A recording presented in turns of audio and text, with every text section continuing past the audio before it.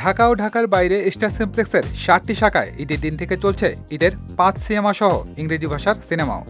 ঈদের দিন থেকে অর্থাৎ ১৭ জুন থেকে ২০ জুনের হিসাব অনুযায়ী ১ নম্বরে আছে শাকিব খানের তুফান। তথ্যটি নিশ্চিত করেছে স্টার সিনেপ্লেক্স কর্তৃপক্ষ। তারা তাদের ফেসবুক পেজে ৪ দিনের সেরা ৫ সিনেমার তালিকা প্রকাশ করেছে, যেখানে ১ নম্বরে তুফান আর পরের ৪টি সিনেমাই ইংরেজি ভাষার। কোরবানি ঈদে মুক্তি পেয়েছে দেশের ৫টি সিনেমা। এর মধ্যে দর্শক চাহিদার শীর্ষে আছে সুপারস্টার শাকিব খানের সিনেমা তুফান।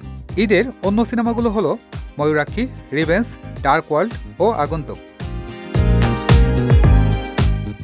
সিনেপ্লেক্সের সেরা তালিকায় প্রথম স্থানে তুফান, এরপরই জাপানের সিনেমা হাইকিউ।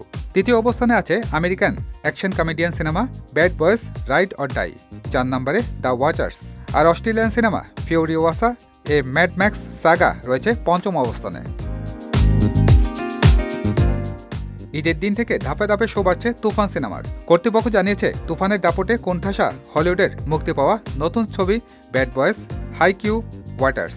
হলিউডের নতুন সিনেমা ওয়াটার্স নামিয়ে দিতে হয়েছে তাদের। ২১ জুন থেকে তুফান সিনেমার ৫৫টি করে শো চলবে সিনেপ্লেক্সে, যা স্টার সিনেপ্লেক্সের ২০ বছরের ইতিহাসে যে কোনো সিনেমার সর্বোচ্চ শো।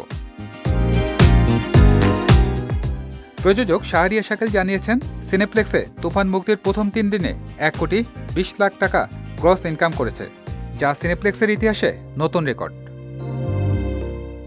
সজল খান, বিজয় টিভি, ঢাকা।